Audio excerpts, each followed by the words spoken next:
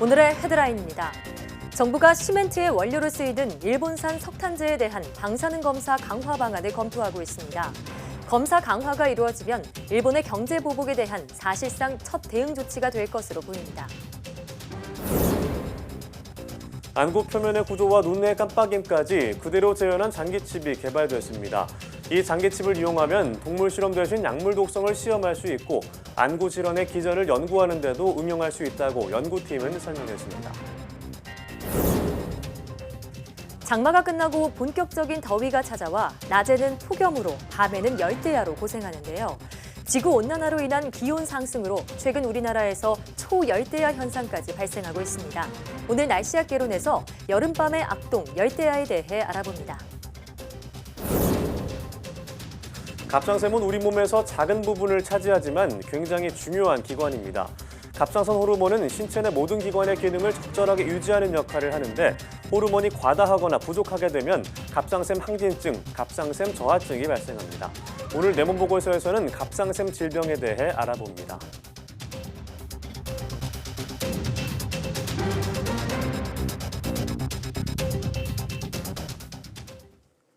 여러분 안녕하십니까? 사이언스 투데이입니다.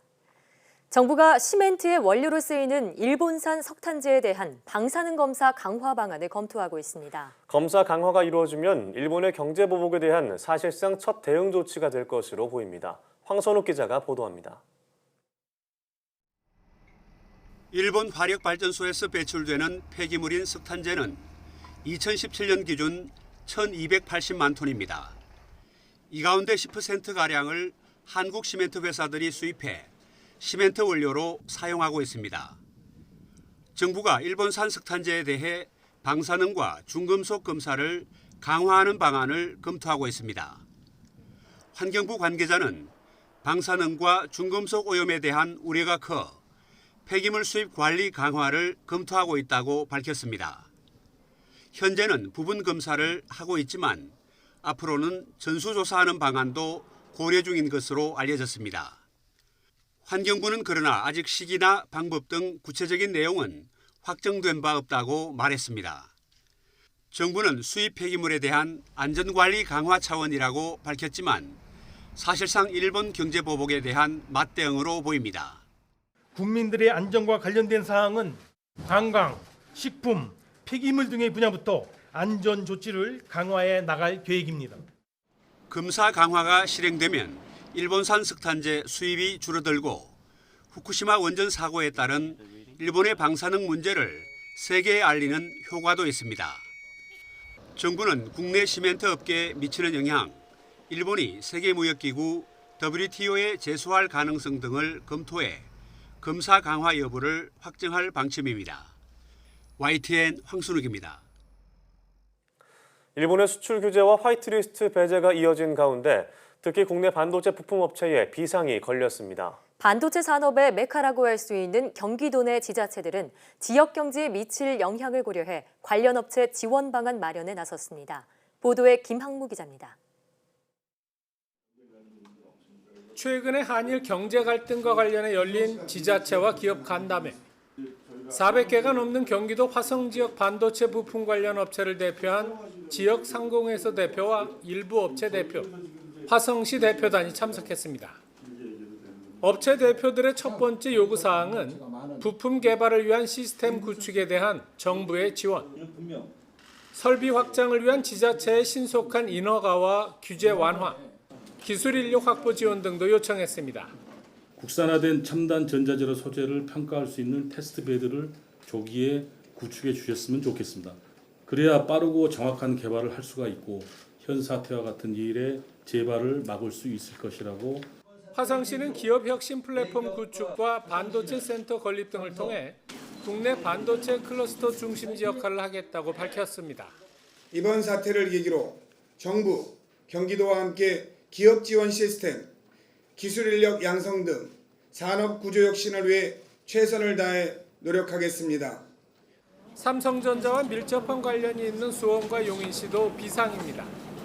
특히 최근 SK 하이닉스를 유치한 용인시는 이번 사태로 피해를 입는 업체에 100억 원 지원 등 다양한 지원책을 마련했습니다. 국산화시키고 또 순도를 높이고 하는 것들을 해줘야 되겠다.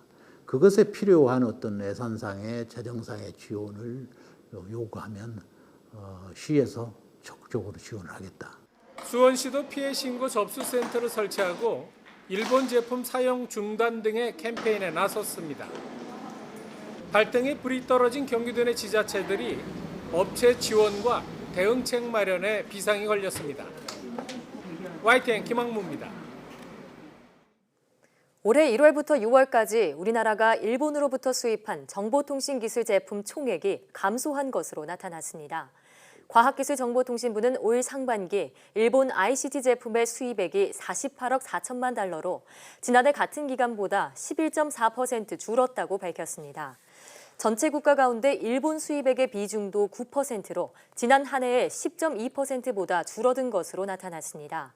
또 1월부터 6월까지 우리나라가 일본으로 수출한 ICT 제품 총액은 20억 2,400만 달러로 지난해 같은 기간보다 8.5% 감소했습니다. 과기정통부 관계자는 올해 들어 ICT 분야에서 일본 제품의 수입과 대일본 수출이 감소하는 추세라며 우리나라에 대한 일본의 수출 규제가 본격화하고 있는 만큼 이런 현상은 더 심화할 것이라고 말했습니다. 삼성전자가 세계 최초로 100단 이상 쌓은 6세대 V랜드 플래시 기반의 PC용 SSD 양산에 성공했다고 밝혔습니다. 삼성전자는 이번 제품은 100단 이상의 셀을 한 번에 뚫는 단일 공정으로 생산되고 이전 세대보다 성능은 10% 향상됐고 동작 전압은 15% 줄었다고 설명했습니다. 또 5세대 V랜드보다 공정수와 칩 크기도 줄여 생산성을 20% 이상 높였다고 덧붙였습니다. 삼성전자는 6세대 V랜드를 통해 역대 최고 데이터 전송 속도와 양산성을 동시에 구현해 초고적층 3차원 낸드 플래시에 새로운 패러다임을 제시했다고 평가했습니다. 삼성전자는 차세대 플래그십 스마트폰에서 요구하는 초고속, 초절전 SSD 생산 기술을 업계 최초로 개발함에 따라 앞으로 글로벌 모바일 시장 선점에 적극적으로 나선다는 계획입니다. 지난 2009년 대전에 과학 비즈니스 벨트가 조성된 뒤 주변 지역인 천안과 세종, 청주 등 3곳이 추가로 기능지구로 지정된 바 있는데요. 기업이 연구개발을 주도하고 대학과 정부 출연 연구기관이 함께 참여하는 융합형 공동연구법인이 주목받고 있습니다. 이정우 기자입니다. 반도체 성능과 신뢰성 등을 검사하는 장비 생산 전문 기업입니다. 메모리 분야 테스트와 불량 원인 등을 분석할 수 있는 세계 최고 수준의 기술을 보유하고 있습니다. 과학 비즈니스 벨트 기능지구에서 공동 연구법인을 설립한 지 2년 만에 세계 최초로 제4세대 반도체 검사 장비를 개발했습니다. 우수한 기술, 그리고 자금, 그리고 인력이 필요로 하게 됩니다. 이러한 삼박자가 잘 만들어졌을 때 이제 차별화된 제품이 되는데요. 연구법인은 이러한 삼박자를 골고루 갖출 수 있도록 지원해주는 제도였다고 생각을 합니다. 이 연구 공동법인이 지난 4년 동안 지원받은 금액은 모두 18억여 원. 공동 연구 사업을 통해 2017년 100억 원을 시작으로 올해는 240억 원대의 매출이 예상됩니다. 산학연이 힘을 모아 기업들의 국제 경쟁력을 키우는 과학벨트 기능지구가 강소기업을 키우는 새로운 거점지로 떠오르고 있습니다. 기술을 지원한 지역대학 학생 40여 명을 직접 고용해 일자리 창출에도 한몫하고 있습니다. 기술과 또 필요한 기업들을 매칭시켜주는 그런 그 장소로서 활용하고 사람들이 모이는 네트워킹하는 그런 공간으로 활용해서 기술의 교류가 많이 활성화될 수 있도록 그렇게 지원해 나갈 계획입니다. 기업이 연구개발을 주도하고 지역대학과 정부 출연 연구기관이 함께 상생의 길을 열어가고 있습니다. YTN 이정우입니다. 정부가 가상현실과 증강현실 등 5G 실감 콘텐츠 분야에 198억 원의 예산을 투입합니다. 과학기술정보통신부는 5G 플러스 전략의 후속 조치로 5대 핵심 서비스 중 하나인 실감 콘텐츠 분야에 198억 원을 지원해 경쟁력 확보에 나선다고 밝혔습니다. 이번 추경 사업을 통해 과기정통부는 국내 기업이 글로벌 초기 시장을 선점할 수 있도록 5G 실감 콘텐츠 개발을 지원하고 입체 실감 콘텐츠 제작을 위한 인프라를 구축해 국내 중소기업이 활용할 수 있도록 지원할 계획입니다. 안구 표면의 구조는 물론 눈의 깜빡임까지 그대로 옮긴 장기칩이 개발됐습니다. 미 펜실베이니아대 허동훈 교수팀은 안구 표면을 구성하는 각막과 결막, 그 위에 눈물층까지 재현한 블링킹 아이 오너 칩을 개발했다고 밝혔습니다. 연구팀은 3D 프린터로 콘택트 렌즈 모양의 고분자 배양틀을 만들고 여기에 각막과 결막 구성 세포를 배양해 안구 조직을 만들었습니다. 또 하이드로젤을 이용해 인공 눈꺼풀을 만들고 집 안에 인공 눈물이 담긴 미세 채널을 만들어 눈꺼풀을 깜빡일 때마다 자동으로 눈물이 나오게 했습니다. 연구팀은 동물 실험 대신 약물 독성을 시험하는 것은 물론 안구 질환의 기전을 연구하는 데도 이 장기칩을 활용할 수 있다고 설명했습니다. 이번 연구는 국제학술지 네이처 메디신에 실렸습니다.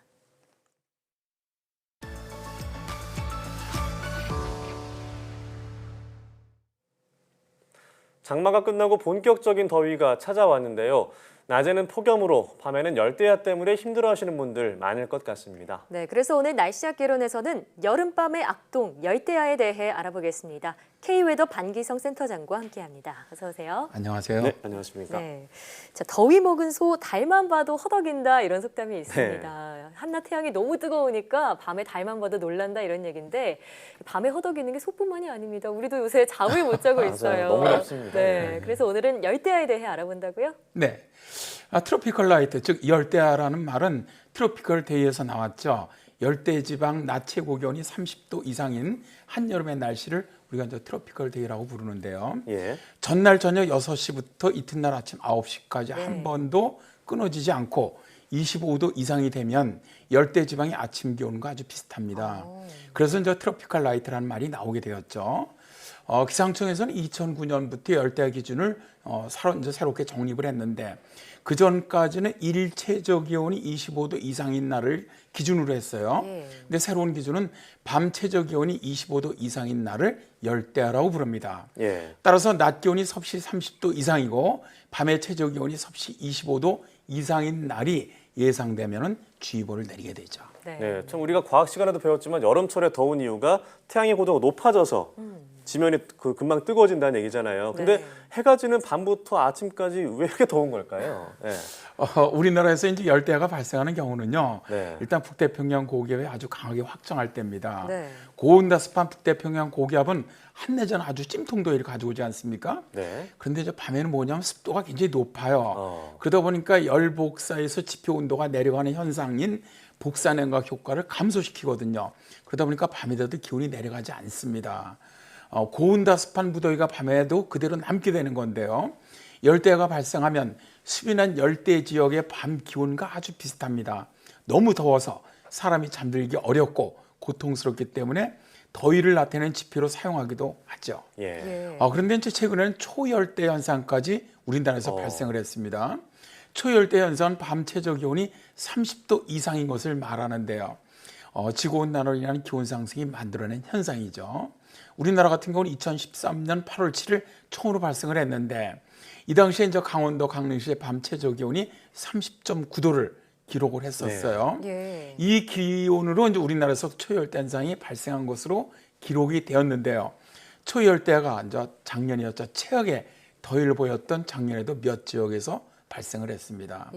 참고로 초열대는 지금까지 아열대나 열대 기후구에서만 발생하는 것으로 알려져 있습니다. 그렇군요. 자, 그런데 얼마 전에 동남아시아 출신 외국인이 자국보다 한국이 더 덥다 이렇게 밝힌 인터뷰가 화제가 된 적이 있습니다. 말씀하신 밤 최저 기온이 30도를 넘는 초열대야 현상, 동남아시아에서도 찾아보기 힘든 현상이라고 하는데 왜 나타나는 걸까요? 그렇죠. 동남아보다 오히려 작년 같은 훨씬 더 더웠죠. 우리나라가. 이 권은태 박사의 논문에 의하면 열대야 현상은 여름 장마가 끝나고 가을 장마가 시작되기 전에 사이 기간에 주로 발생한다고 합니다. 7월 말에서부터 8월 중순인 바로 이 기간이 되는데요.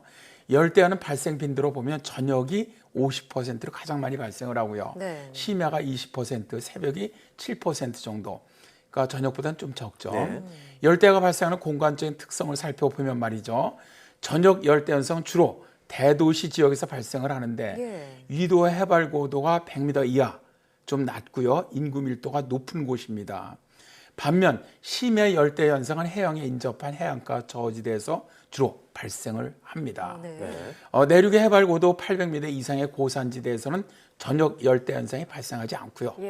해발고도 300m 이상인 경우 새벽 열대 현상은 없습니다. 태백산맥의 팬바람에 영향을 받는 동해안 도시들은 열대야가 상당히 많이 발생을 하죠. 팬 현상이란 산맥을 오르면서 팽창에 떠는 공기가 다시 산맥을 내려오면서 압축돼서 고온 건조한 바람이 부는 현상을 말하는데요. 1990년 이후에 도시화 또는 산업화가 진행된 저희도 대도시들로 열대 현상이 주로 많이 발생하고 있습니다. 네, 그럼 참 최근 지구온난화로 인해서 기온 상승이 빠르게 진행하는 것으로 볼 수 있잖아요. 그럼 우리나라의 어떤 열대야 일수는 지금까지 얼마나 늘었다고 볼 수 있을까요? 많이 증가하고 있어요. 기상청 자료에 따르면 열대야가 가장 많이 발생했던 해가 바로 작년이었죠. 작년에 17.7 전국적으로 평균입니다. 이게 이제 94년의 기록과 같았는데 다음으로 2013년에 15.91, 2010년에 12.71, 2017년 10.81 순이었습니다. 특이한 것은 지금까지 5위 안의 기록이 1994년을 제외하면 전부 2010년 이후에 발생한 것이죠. 그러네요. 즉 점점 열대야 발생 일수가 증가한다는 것은 기후변화의 영향으로 볼 수가 있다는 것이죠. 기후변화로 인해서 한반도의 열대야 일수가 증가하고 있다라고 말씀해 주셨는데 자, 그러면 앞으로는 이 열대야 일수 얼마나 증가할까요? 일단 국립기상연구소 미래예측에 의하면 말이죠. 열대야는 계속 증가할 것이다 라고 예상을 하고 있습니다. 현재 한반도 열대야 일수는 전국적으로 따지면 평균 연간 5.1일 정도입니다. 그런데 21세기 중반에 가면 9일, 후반에는 13.6일로 증가한다고 보고 있고요. 현재 상태로 계속 많이 탄소를 이제 배출한다면입니다. 지금처럼요. 지금처럼 많이 배출한다면 열대야 일수는 급속하게 증가하면서 21세기 후반엔 37.2일까지 증가할 것으로 전망을 하고 있죠. 한 달 이상이네요. 엄청난 거죠. 작년이 정말 더웠는데 17일이었거든요. 근데 그것도 2배 이상 늘어난다는 얘기죠. 근데 또 남한만을 따로 떼어내서 예측을 해보면 한반도 열대 일수 증가보다 더 많이 늘어납니다. 그러니까 남한 지역의 열대 일수의 경우 21세기 후반에는 52.1일로 한반도 전체보다 4배 정도 더 늘어날 것으로 전망하고 있죠. 네, 앞으로 정말 더 더워질 거란 얘기인데요. 자, 그럼 이 열대야가 주는 영향은 어떤 것들이 있을까요? 가장 먼저 열대야 증후군을 들 수가 있죠. 수면 부족 때문에 나타나는 피로감, 집중력 저하, 두통, 소화불량 이런 여러 가지 증세가 나타나는데요. 노약자들이나 장기 질환자들에게 열대는 아주 큰 위험 요소가 되죠. 왜냐하면 체력이 급격히 저하되면서 건강에 아주 치명적인 영향을 받기 때문입니다. 그러나 이제 무엇보다 열대가 가장 심한 영향을 주는 것은 수면이죠.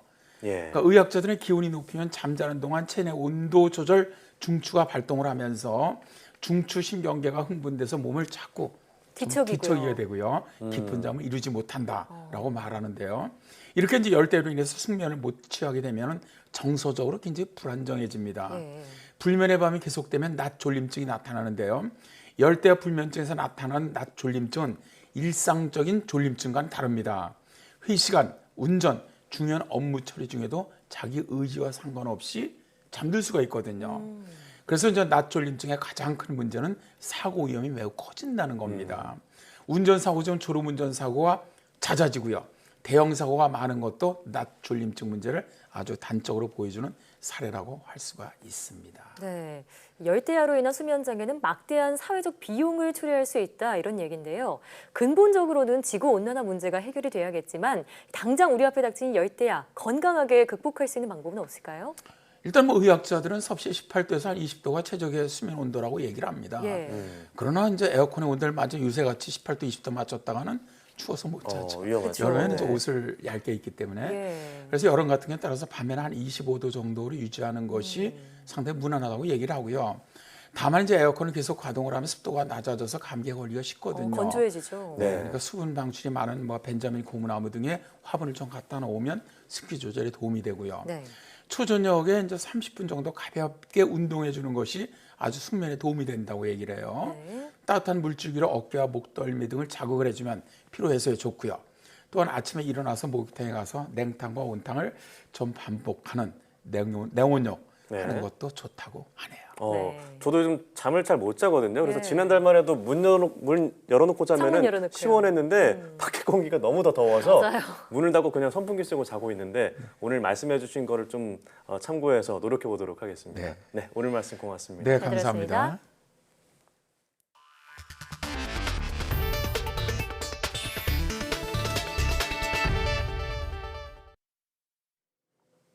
제8호 태풍 프란시스코가 북상하면서 부산 등 일부 지역에 많은 비를 뿌릴 전망입니다. 순식간에 불어난 빗물로 침수가 우려될 땐 감전사고에 대비하는 게 무엇보다 중요합니다. 태풍철 유의사항 김태민 기자가 소개합니다. 불어난 빗물로 집안이 침수되면 가장 먼저 해야 할 건 몸을 피하는 일입니다. 침수와 누전으로 감전사고가 일어날 수 있기 때문입니다. 하지만 아직 비가 오기 전이라면 미리미리 준비해 2차 사고를 예방할 수 있습니다. 집안으로 물이 들어올 것 같으면 가장 먼저 누전 차단기를 내려 집안의 전기를 끊어야 합니다.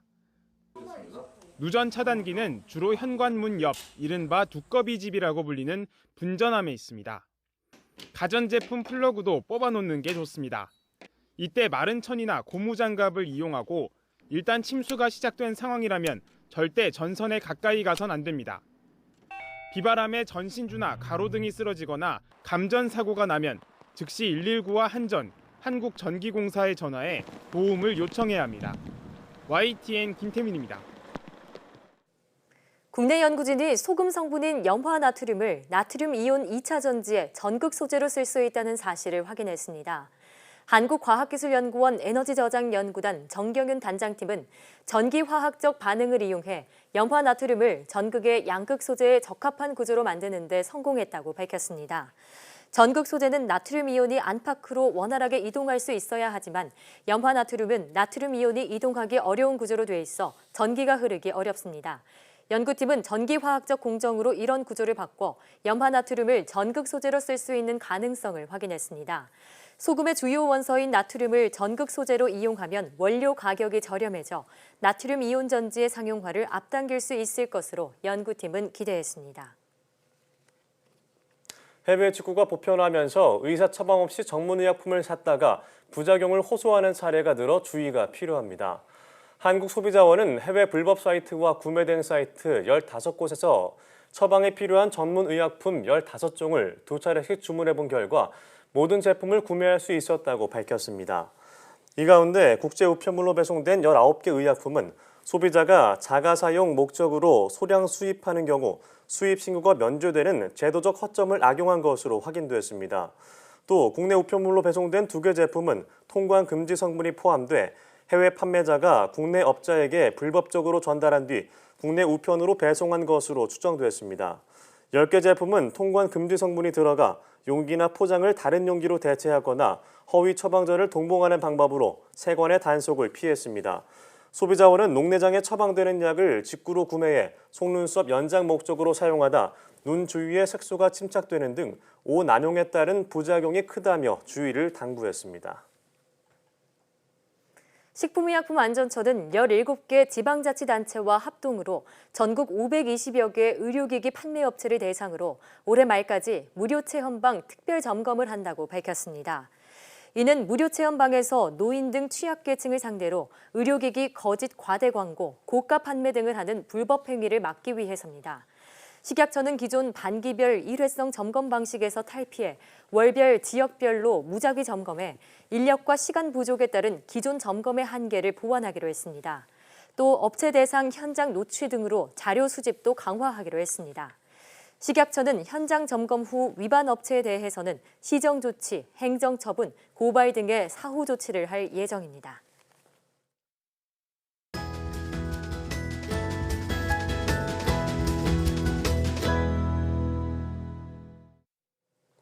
갑상샘은 우리 몸의 체온을 유지하고 신체 대사와 균형을 유지하는 데 중요한 역할을 하는데요. 이런 갑상샘에 문제가 생기면 어떤 일이 일어날까요? 오늘 내 몸 보고서에서는 갑상샘 질환에 대해 알아보겠습니다. 한양대학교 병원 내분비대사내과 박정환 교수와 함께합니다. 어서 오세요. 네, 반갑습니다. 네, 저희가 갑상선에 생길 수 있는 대표적인 질환 하면은 갑상샘 저하증과 항진증 두 가지를 들게 되는데요. 각각 어떤 질환인지 소개 부탁드립니다. 갑상선은 우리 목 한가운데 이렇게 앞으로 툭 튀어나온 물렁뼈 아래쪽에 기도 주위를 감싸고 있는 내분비 기관입니다. 갑상선은 음식물을 통해서 섭취한 요오들을 이용해서 갑상선 호르몬을 만들어내어서 우리 몸의 체온을 유지하고 대사량 조절을 통해서 신체 내의 모든 기관의 기능을 적절하게 유지하는 것을 기능을 하는데요. 우리 몸에서 필요한 만큼의 갑상선 호르몬을 만들어내지 못하는 것이 갑상선 기능 저하증이고요. 반대로 우리 몸에서 필요한 것 이상으로 과도한 갑상선 호르몬을 만들어내는 것이 갑상선 기능 항진증입니다. 네. 추가로 갑상선 기능 항진증과 갑상선 기능 저하증이 갑상샘 저하증, 그다음에 갑상샘 항진증으로 용어가 바뀌었는데요. 네. 현재 두 용어가 모두 사용되고 있는데 진료실에서는 갑상선 기능 항진증과 갑상선 기능 저하증이 널리 더 사용되고 있습니다. 그렇군요. 그럼 갑상샘 저하증과 갑상샘 항진증 이 두 가지 질환에 있어서 나타나는 증상은 어떤 차이가 있을까요?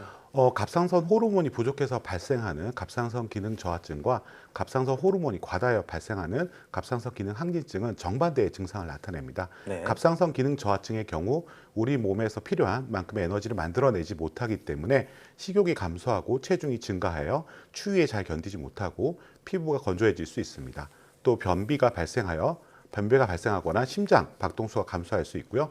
반대로 갑상선 기능 항진증의 경우 우리 몸에서 에너지를 필요 이상으로 많이 만들어내기 때문에 식욕이 증가하고 체중이 감소하면서 더위에 잘 견디지 못하고 피부가 축축해지고 땀이 많이 날 수 있습니다. 정반대 증상이네요. 예.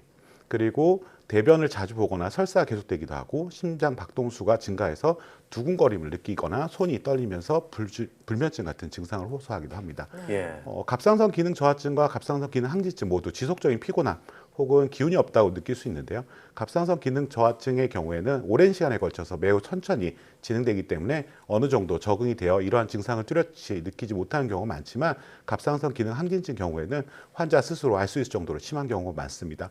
두 질환 모두 부종이 발생할 수 있고요. 갑상선 비대가 발생해서 목이 불룩하게 나올 수도 있습니다. 또한 젊은 여성에서는 모두 월경불순이 나타날 수 있습니다. 네, 두 질환이 정반대의 증상을 보이지만 공통적으로는 부종이나 목의 앞부분이 튀어나오는 증상, 월경불순 등이 나타날 수 있다고 말씀하셨는데요. 자, 그럼 이 각각의 원인이 있을 것 같습니다. 왜 걸리게 되나요? 원인은 다양한데요. 갑상선 기능 저하증은 하시모토 갑상선염이 대부분이고요. 이외에 갑상선 수술이나 약물 등을 통해서도 발생할 수 있습니다. 갑상선 기능 항진증은 대부분 그레이브스 병에 의해서 발생을 하는데요. 하시모토 갑상선염과 그레이브스 병은 모두 자가 면역 질환으로 하시모토 갑상선염은 우리 몸의 면역 반응이 갑상선을 지속적으로 파괴해서 나타나고요. 그레이브스 병은 자가 면역에 의해서 만들어진 항체가 갑상선을 계속 자극해서 갑상선 호르몬을 계속 만들어내기 때문에 나타납니다. 네, 각 질환에 몇몇 궁금증이 있는데요. 흔히 그 갑상샘 저하증에 걸리면 불임이나 유산에 영향이 있다 이렇게 알고 있는 분들이 많은데 실제로도 그런가요? 갑상선 기능 저하증과 갑상선 기능 항진증 모두 불임이나 유산의 위험을 증가시킬 수 있습니다. 하지만 갑상선 기능 저하증과 갑상선 기능 항진증 모두 치료를 통해서 갑상선 기능을 정상으로 잘 유지하면 임신하는 데 문제가 되지 않습니다. 하시모토 갑상선염에 의한 갑상선 기능 저하증 경우에 갑상선 호르몬제로 치료를 하게 되는데요. 갑상선 호르몬제는 임신 기간에도 안전하게 사용을 할 수 있고요. 오히려 임신 기간 갑상선 호르몬제를 치료받지 않으면 유산의 위험성이 높아지거나 태아에 좋지 않은 영향을 줄 수 있습니다. 그레이브스 병에 의한 갑상선 기능 항진증의 경우 일반적으로 한 갑상선 약제로 치료를 하는데 이 약물도 임신 기간 동안 안전하게 사용할 수 있습니다. 다만 임신 기간에 맞춰서 약물 종류나 용량의 조절이 필요하므로 자주 병원에 방문하여서 주치의와 상의하는 것이 중요합니다. 네. 자, 그리고 또 갑상샘 기능 항진증 약을 복용할 경우 탈모 위험이 높다 이런 얘기도 있거든요. 사실인가요? 갑상선 항진증 치료제를 복용할 경우에 일부 환자에서 부작용으로 탈모가 발생할 수가 있는데요. 하지만 갑상선 약제를 중지하면 다시 회복하게 됩니다. 하지만 탈모는 한 갑상선 약제보다는 갑상선 기능 저하증, 갑상선 기능 항진증에서 더 잘 발생할 수 있으므로 갑상선 기능 저하증과 갑상선 기능 항진증을 잘 치료받으면 갑상선 질환에 의한 탈모는 회복할 수 있습니다. 탈모는 충분히 회복할 수 있다고 말씀을 하셨고요.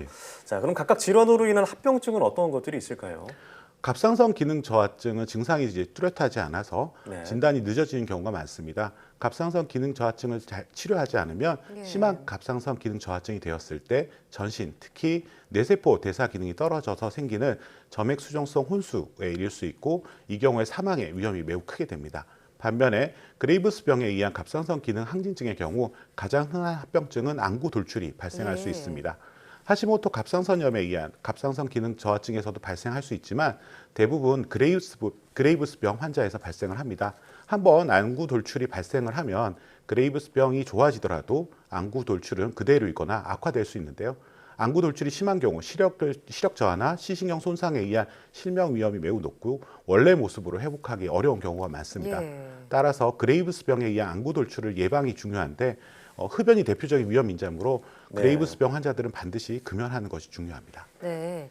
자, 그런데 얼마 전 한 방송인이 그레이브스병을 앓았다가 완치됐다는 소식이 들리기도 했는데요. 두 질환 모두 치료법이 뭔지 궁금하고요. 완치는 가능할까요? 갑상선 기능 저하증은 일반적으로 갑상선 호르몬제로 치료를 합니다. 부족한 갑상선 호르몬을 보충하여 갑상선 기능을 정상과 같이 유지하는 것인데요. 갑상선 호르몬제는 특별한 부작용은 없으나 장에서 흡수 정도가 여러 인자에 의해 달라지기 때문에 반드시 복용을 해야 합니다. 갑상선 기능 저하증의 가장 흔한 원인은 하시모토 갑상선염인데요. 시간이 지날수록 갑상선이 더 많이 파괴되므로 일반적으로 평생 갑상선 호르몬 치료를 받아야 합니다. 갑상선 기능 항진증의 경우 가장 흔한 원인인 그레이브스병은 일반적으로 항갑상선 약제로 치료를 하지만 약물 부작용 등으로 항갑상선 약물 치료가 불가능할 경우에는 방사선 요오드로 치료하거나 수술을 하기도 합니다. 대표적인 항갑상선 약제 부작용에는 우리 몸의 면역을 담당하는 백혈구가 사라지는 심각한 부작용인 무가립증이 있습니다. 이 부작용이 발생을 했을 때는 더 이상의 약물 치료는 불가능하며 방사선 요오드 치료 혹은 수술을 고려해야 합니다. 이 외에도 두드러기, 피부 발진, 가려움증, 발열, 관절통 등의 여러 가지 부작용이 발생할 수 있는데요. 증상에 대한 약물로 쉽게 조절이 됩니다. 그레이브스병에 대한 약물 치료 시작 후에 12개월에서 18개월이 지나면 대부분 완치되어 약물 치료를 중단할 수 있습니다. 하지만 약 50% 환자는 재발할 수 있으므로 약물 치료 중지 후에도 주기적으로 의료기관을 방문해서 혈액 검사를 통한 갑상선 기능 검사를 반드시 해야 됩니다. 네, 참 오늘은 많은 분들이 궁금해하실 갑상선 질환의 모든 것에 대해서 좀 알아봤는데요. 앞서 말씀하신 전조 증상이 발생하면 반드시 빨리 병원을 찾아서 치료를 받는 게 좋을 것 같다는 생각이 듭니다. 네, 오늘 말씀 고맙습니다. 감사합니다.